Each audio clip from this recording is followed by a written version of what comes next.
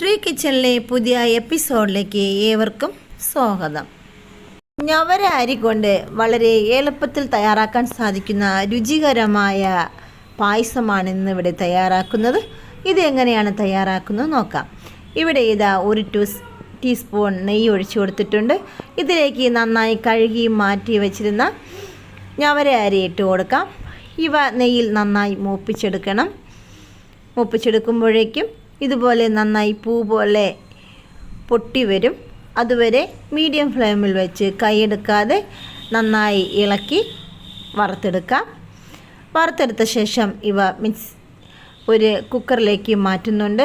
ആവശ്യത്തിനുള്ള വെള്ളവും ചേർത്ത് ഇത് നന്നായി വേവിച്ചെടുക്കാം. ഞവര അരി വെന്ത് വരട്ടെ. അതിനുശേഷം 2 ടീസ്പൂൺ നെയ്യ് ഒഴിച്ച് ഇതിലേക്ക് കാഷ്നട്ട് നെയ്യിൽ മൂപ്പിച്ചെടുക്കാം. കാഷ്നട്ട് നെയ്യിൽ മൂപ്പിച്ചെടുത്ത ശേഷം വേവിച്ചെടുത്ത ഞവര അരി അതിലേക്ക് ചേർത്ത് കൊടുക്കാം. ഇവ ഒന്നുകൂടി നെയ്യിൽ മിക്സ് ചെയ്തെടുത്ത ശേഷം ഇതിനെ കുക്കറിലേക്ക് മാറ്റാവുന്നതാണ്. കുക്കറിലേക്ക് മാറ്റിയ ശേഷം ഇതിൽ ശർക്കര പാനി ചേർത്ത് കൊടുക്കുന്നുണ്ട്. മധുരത്തിന് ആവശ്യമായ ശർക്കര പാനി ഇതിലേക്ക് ചേർത്ത് കൊടുക്കാം. അതിനുശേഷം ശർക്കര പാനിയിൽ നന്നായി വെന്ത് വരട്ടെ. മീഡിയം ഫ്ലെയിമിൽ വെച്ച് ഇത് ഒന്നുകൂടി നന്നായി വേവിച്ചെടുക്കാം. ശർക്കര പാനിയിൽ നന്നായി വെന്ത് കുറുകി വരുമ്പോഴേക്കും തേങ്ങയുടെ 2ാം പാൽ ചേർത്ത് കൊടുക്കാം. തേങ്ങയുടെ 2ാം പാൽ ചേർത്ത് നന്നായി വേവിച്ചെടുക്കാം.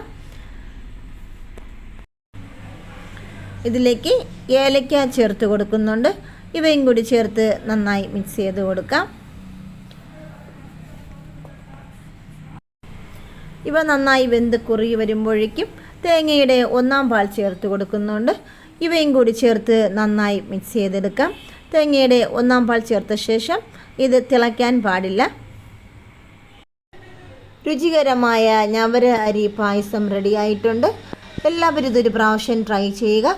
കുട്ടികൾ വളരെ ഇഷ്ടത്തോടു കൂടി കഴിക്കുന്ന ഒന്നാണ് ഈ പായസം. ഹെൽത്തി ഫുഡായ ഒന്നാണ്. ഞവര അരി ഉപയോഗിച്ച് കഞ്ഞിയും തയ്യാറാക്കാൻ സാധിക്കും. ഈ വീഡിയോ ഇഷ്ടമായ ലൈക്ക് ചെയ്യുക, ഷെയർ ചെയ്യുക. ഈ ചാനൽ സബ്സ്ക്രൈബ് ചെയ്തിട്ടുണ്ടെങ്കിൽ സബ്സ്ക്രൈബ് ചെയ്ത് സപ്പോർട്ട് ചെയ്യുക.